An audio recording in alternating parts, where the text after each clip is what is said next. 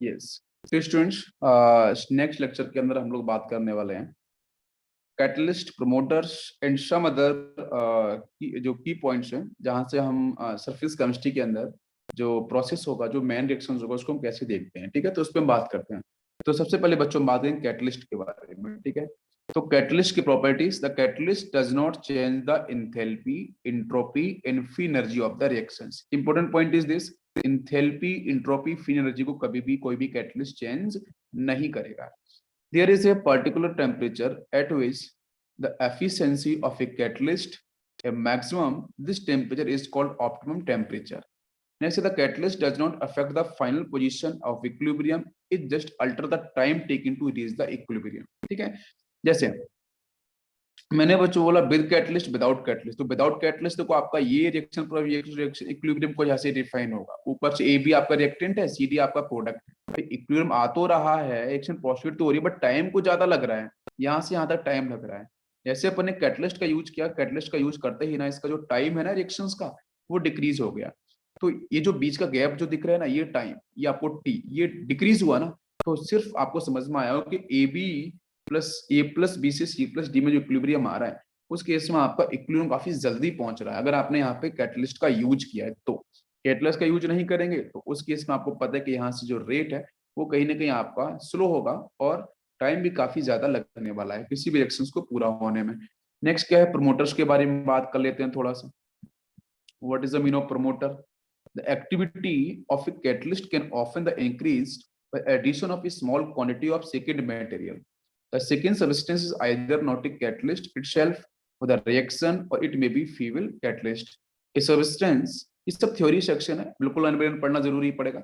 ये सब्सटेंस, यहीं से क्वेश्चन आता है, सब्सटेंस विद ये substance which through itself not a catalyst promote the activity of a catalyst is called promoter. तो कैटलिस्ट की एक्टिविटी को प्रमोट करना वो प्रमोटर का काम है। जैसे मोलिब्डेनम, ठीक है, एल्यूमिनियम ऑक्साइड हो गया, ये प्रमोट्स करते हैं activity of iron catalyst in the Haber synthesis, molybdenum की बात कर रहे हैं। और अमोनिया के मैन्युफैक्चर के अंदर हम Al2O3 की भी बात करते हैं। आप यहाँ भी देखो, हम इसका यूज कर सकते हैं इस प्रोसेस के अंदर। तो यहाँ पे आपका जो मोलिब्डेनम है, it will act as a promoter. Next, इसका बच्चों बात करते हैं कि प्रमोटर्स काम कैसे करता है, हाउ प्रमोटर्स वर्क। ठीक है, प्रमोटर जो है वो अपनी एक्टिविटी परफॉर्म कैसे करता है। तो हाउ प्रमोटर्स वर्क्स, प्रमोटर किस तरीके से काम करते हैं देखते हैं। The theory of promotions of a catalyst is not clearly understand. तो यहाँ पे ना कुछ प्रिजम्पशंस आपको देखने को मिलेंगे, हम उस पर देखते हैं। पहला point, the change of lattice spacing. The lattice spacing of a catalyst is change thus enhancing the space between the catalyst particle। ठीक है, the absorbed molecules of the reactant say H2 are further weakened and cleavage। This makes the reactions go faster। जैसे मान के चलो यहाँ पे H2 molecules था, ये अमोनिया की बात कर लो या किसी और प्रोसेस की बात कर सकते हो। तो यहाँ पे H2 था, यहाँ पे निकल था। अभी निकल के बीच में देखो और हाइड्रोजन के बीच में देखो, निकल निकल एटम के बीच में गैप नहीं है, बट हाइड्रोजन एटम के साथ आपको स्मॉल गैप देखने को मिल रहा है। लेकिन मैं कह रहा हूँ, अगर आपने यहाँ पे मोलिब्डेनम का यूज कर दिया पहले से ही, अगर निकल के एटम्स के बीच में अगर आपने मोलिब्डेनम का यूज पहले से कर दिया, तो उस केस में इसके बीच में गैप आएगा। गैप आने से जो हाइड्रोजन उनके बीच में भी गैप जनरेट हो जाएगा, जिसकी वजह से बॉन्ड विल वीक। इस केस में कोवलेंट बॉन्ड क्या होगा, वीक हो जाएगा। वीक होने से उसका क्लीवेज आसानी से हो जाएगा, और जैसे क्लीवेज होगा तो रिएक्शंस आपकी इजीली क्या होगी, परफॉर्म हो जाएगी। तो मैं क्या बोल रहा हूँ कि जो लेटिस है, लेटिस के अंदर जो एटम्स की पोजीशन है, उस एटम्स की पोजीशन के बीच में आप गैप क्रिएट कर दो, जिसकी वजह से आपका क्या होगा कि जो प्रोसेस है वो कहीं ना कहीं आपका इंक्रीज करेगा। और प्रमोटर कुछ इस तरीके से वर्क करते हैं। सेकंड में बात करता हूँ increase in peaks and cracks. ठीक है, तो पीक्स एंड क्रैक्स का बेसिक मतलब वही है, यहाँ पे एक्सप्लेन करता हूँ आपको। The presence of the promoter increase the peaks and cracks on the catalyst surface. This increase the concentration of reactant molecules and the rate of reaction. मतलब क्या कि जो पहले से आपके एटम्स प्रेजेंट हैं कुछ इस तरीके से, उन एटम्स के बीच में ना गैप क्रिएट करना, उन एटम्स के बीच में गैप क्रिएट करने का ये काम है प्रमोटर्स का, जिसकी वजह से यहाँ से क्रैक्स क्रिएट होते हैं, पीक्स क्रिएट होंगे। ठीक है भाई, यहाँ से ये आपके डिसोसिएट हो जाएंगे, और फिर यहाँ से आके जो भी एटम्स मॉलिक्यूल्स होगा अपने रिएक्शंस को इजीली परफॉर्म कर सकता है। ठीक है, ये बेसिक मतलब इसका यही है। नेक्स्ट बात करते हैं हम लोग। यस, नेक्स्ट बेटा है कैटालिटिक पॉइजनिंग। क्या है कैटालिटिक पॉइजन? तो when often a heterogeneous catalyst is rendered the ineffective by the presence of a small amounts of impurities in the reactant, A substance which destroy the activity of catalyst to accelerate a reactions is called poison. The process is called catalytic poison. पहला है example लेते हैं, the platinum catalyst use in the oxidation of sulphur dioxide, contact process हम लोग पढ़ते हैं, it poisons by arsenic oxides. तो arsenic oxide जो AS2 होती है, it will act as poison here, but platinum will act as catalyst. ठीक है, इसका बेसिक मतलब ये है कि इसको एक लिमिटेड जो SO2O2 है, इसको एक लिमिटेड रेट देगा, लिमिटेड टाइम देगा, लिमिटेड स्पीड देगा, जिससे आपका क्या होगा कि जो रिएक्शंस का जो डिजायरेबल प्रोडक्ट जो आपको चाहिए वहीं तक इसे कन्वर्ट करेगा। ठीक है, इसको ध्यान रखना है। Next we will move auto catalysis. क्या होता है? When one of the product of reactions itself act as catalyst for the reactions, वो रिएक्टेंट भी है और कैटलिस्ट भी है, उसको कहते हैं ऑटो कैटालिसिस। जैसे A+B से C+D बन रहा है, C यहाँ से आपका सपोज यहाँ पे ऑटो कैटालिस्ट है, तो उस केस में देखना ये रिएक्शंस को बैकवर्ड भी शिफ्ट कर देगा, भाई C D से रिएक्शन कर जाएगा तो फिर से बैकवर्ड चला गया, रिएक्शन में ये रिएक्टेंट है तो फिर से फॉरवर्ड। तो इसका मतलब वही है कि आपका अगर कोई भी एक ऐसा एलिमेंट या कोई भी कंपाउंड जो रिएक्टेंट भी है, प्रोडक्ट है, या फिर वो कैटलिस्ट की तरह भी वर्क करे। इसमें बात करते हैं ग्राफ को लेकर, तो परसेंटेज रिएक्शंस ये लिया है, टाइम इधर लिया है, कंप्लीशन रिएक्शंस आपका ये है। तो ये ग्राफ कुछ इस तरीके से आता है, दिस इज सिग्मोइड ग्राफ। ठीक है, नाम रखना सिग्मोइड ग्राफ। ऑटो कैटालिसिस के अंदर आपको देखने को कौन सा ग्राफ मिलता है? Sigmoid graph. जैसे एग्जांपल आपको बेटर समझ में आएगा एसिटिक एसिड के साथ। तो आप हाइड्रोलिसिस कराते हैं अपन ईस्टर का, तो उसमें होता क्या है, हम वाटर मॉलिक्यूल्स यूज करते हैं ईस्टर के साथ इन एसिटिक मीडियम, बनता है आपका यहाँ से एसिटिक एसिड प्लस एथेनॉल। अभी acetic acid will work as auto catalysis, ये फर्दर से रिएक्शन करेगा, इसको फिर से बैकवर्ड शिफ्ट कर देगा। The hydrolysis of ethyl acetate for acetic acid and ethanol on this product acetic acid as catalyst for the reactions. ठीक है, इसको आपको ध्यान रखना है। नेक्स्ट बात करते हैं इंड्यूस्ड कैटलिस्ट क्या होते हैं। तो इंड्यूस्ड कैटलिस्ट में होने reactions, chemical reactions enhance the rate of another chemical reactions, जो किसी दूसरे केमिकल रिएक्शन की, बस ये इंपॉर्टेंट नहीं है बट ये थ्योरी का सेक्शन है, इसलिए आपको थोड़ा सा यहाँ पे क्या करना पड़ेगा, ध्यान रखना पड़ेगा। ठीक है, चलो। तो इसके बाद जो हम लोगों ने प्रोसेस बच्चों पढ़ा था adsorption theory of heterogeneous catalyst के साथ, है ना, इसी को 5 पॉइंट थे ना, 5 पॉइंट मैंने वहां पे एक्सप्लेन आपको किए हुए थे। पहले में डिफ्यूजन होगा, सेकंड में एडजॉर्प्शन, देन फॉर्मेशन होगा, लास्ट में आपका formation of reaction catalyst surface से, लास्ट में आपका डिफ्यूजन हो जाएगा और वहां से आपका डिजॉर्प्शन हो जाएगा, कैटलिस्ट आपको बाहर मिल जाएगा। 5 थ्योरी, 5 पॉइंट थे आपके। ठीक है, हेटेरोजेनियस कैटलिस्ट को लेके एडजॉर्प्शन थ्योरी की।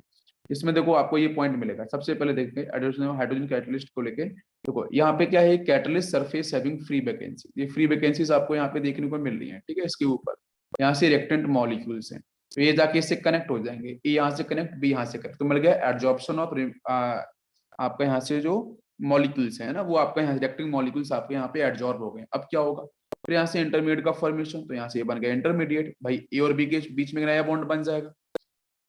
नेक्स्ट यहाँ से क्या होगा, डिजॉर्प्शन होगा फिर प्रोडक्ट का, तो प्रोडक्ट यहाँ से क्या होगा, ए बी आपका बाहर निकल गया, बाकी कैटलिस्ट आपका ये गया। तो ये बेसिक सा प्रोसेस है, सबसे पहले एडजॉर्प्शन रिएक्टेंट मॉलिक्यूल्स का, देन आपका एडजॉर्प्शन ऑफ रिएक्टेंट मॉलिक्यूल्स, और लास्ट में आपका यहाँ पे डिजॉर्प्शन होगा, कैटलिस्ट आपका फर्दर बाहर निकल जाएगा। ये बेसिक सा प्रोसेस है। ठीक है, यस, रिएक्टिविटी एंड सेलेक्टिविटी हमने डिस्कस कर लिया है। ठीक है, इसमें कुछ इंपॉर्टेंट प्रोसेस को एक बार देख लेते हैं हम लोग, कौन कौन सी हमारी इंपॉर्टेंट प्रोसेस है। जैसे हैवर प्रोसेस के अंदर मैन्युफैक्चर ऑफ अमोनिया। ठीक है, कैटलिस्ट की बात करते हैं, कौन सा होता है, फाइनली आयरन, आयरन होता है। कैटलिस्ट क्या होता है, फाइनली आयरन होता है। मोलिब्डेनम प्रमोटर होता है। कंडीशन क्या है, 200 एटमॉस्फेयर प्रेशर होता है। टेम्परेचर आपका ये होता है हैवर के अंदर। ये वो रिएक्शन से इस पे क्वेश्चंस आते हैं। उस वाला प्रोसेस में क्या करते हैं, नाइट्रिक एसिड बनाते हैं, ये रिएक्शन रखते हैं, अमोनिया प्लस O2 NO का formation, water NO further active oxygen, oxygen NO2 बनेगा, अब NO water molecules plus O2 तो HNO3 बन जाएगा। यहाँ पे आपका प्लेटनाइज्ड एसिटेट्स का यूज करते हैं, टेम्परेचर आपका ये है कैटलिस्ट और टेम्परेचर।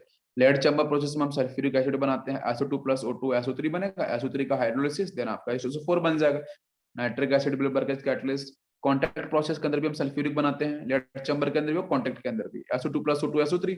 और यहाँ पे अपन यूज करते हैं H2SO4, जहाँ से बनता है H2H2O7। ठीक है, यहाँ पे प्लेटिनम एल्सिस का यूज करते हैं, vanadium pentoxide is very popular, इसका यूज करते हैं। टेम्परेचर आपका ये रहता है 400 से 450। डेकोन प्रोसेस हाइड्रोजन के लिए यूज करते हैं बनाने के लिए, जैसे HCl प्लस O2 करा दो, है ना, ऑक्सीडेशन Cl2 बन जाएगा। बाकी वाटर मॉलिक्यूल्स क्यूप्रिक क्लोराइड का यूज करते हैं, टेम्परेचर आपका 500 डिग्री सेल्सियस।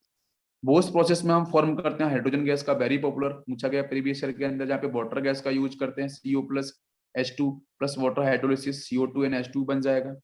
जिसमें फेरिक ऑक्साइड क्या है, Fe2O3 प्लस क्रोमिक ऑक्साइड, ये प्रमोटर होता है। टेम्परेचर आपका ये रहा। सिंथेसिस ऑफ मैथनॉल, यहाँ पे CO प्लस H2 यूज करते हैं, मैथनॉल बन जाता है। यहाँ पे जिंक ऑक्साइड क्या है, प्लस क्रोमिक ऑक्साइड प्रमोटर होता है, और प्रेशर आपका ये रहा, टेम्परेचर की वैल्यू आपकी ये रही। तो ये बिल्कुल आपके लिए इंपॉर्टेंट रिएक्शन है, इंपॉर्टेंट प्रोसेस है, जहाँ पे कौन प्रमोटर है, कौन कैटलिस्ट है, सारी बातें आपको बिल्कुल सही ढंग से याद होनी चाहिए। नेक्स्ट हम और बात करते हैं hydrolysis, hydrogenation of vegetable oils. यहाँ पे हम ऑयल प्लस H2 बेरिडियम यहाँ पे यूज करते हैं, निकल का यूज करते हैं। फाइनली टेम्परेचर आपका ही है, प्रेशर काफी हाई है। Manufacture of ethyl alcohol bye fermentation of molasses. Sugar solution में इन्वर्टेज यूज करेंगे तो ग्लूकोज फ्रक्टोज मिल गया। यहाँ पे इन्वर्टेज एंजाइम है, जाइमेस ईस्ट एंजाइम है, टेम्परेचर आपका ये है, और 2 से 3 दिन आपको लगते हैं। ठीक है। नेक्स्ट आपका manufacturing of ethyl alcohol from starch. Starch से माल्टोज बनाए तो डायटेज यूज किया, माल्टोज से ग्लूकोज तो माल्टेज। इसकी स्टेप आती है कि स्टार्च से माल्टोज बनाया, माल्टोज से ग्लूकोज, ग्लूकोज से अल्कोहल। बताओ एंजाइम कौन कौन से सीक्वेंस में यूज किए, तो पहले diastase, then maltase, then zymase, DMZ। ठीक है, इसको ध्यान रखना, DMZ। ठीक है। बाकी यहाँ पे आपके कैटलिस्ट है। Manufacture of acetic acid from ethyl alcohol, यहाँ पे हम यूज करते हैं ये माइकोडर्मा एसिटाई का यूज करते हैं। लास्ट है आपका Bergius process for petrol from coil, है ना। तो यहाँ पे आप फेरिक ऑक्साइड, और टेम्परेचर आपका ये प्रेशर इज 200 atm प्रेशर। ये कुछ कॉमन है जिनको आपको बिल्कुल सही ढंग से याद रखना है। समझ में आ गया होगा, बिल्कुल। नेक्स्ट बच्चों बात करते हैं जोलाइट्स में ZSM इज वेरी पॉपुलर। उसका देखो ये होता है स्ट्रक्चर, हनी कॉम्ब स्ट्रक्चर, बिल्कुल यही है। तो हनी कॉम्ब लाइक स्ट्रक्चर उसका होता है, एल्यूमिनियम सिलिकेट्स की इसमें लेयर्स होती हैं।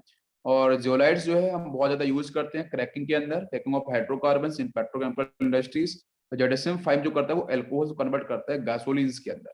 ठीक है, जो हम लोगों ने देखा है, ये इसका स्ट्रक्चर है, प्लीज ध्यान रखना। ZSM पे क्वेश्चंस आए हैं, पूछे गए हैं। ठीक है, यस।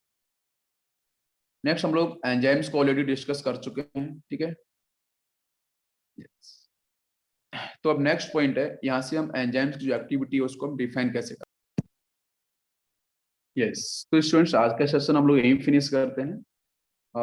अप्रोक्स में बता दूं आपको, लगभग आपकी आपके लेक्चर्स अभी फिनिश हो गए हैं। ठीक है, अब इसके अंदर आपके 3 लेक्चर्स और बचे हैं, उसको अपन डिस्कस करेंगे नेक्स्ट, जब भी आपको टाइम रहेगा उस हिसाब से।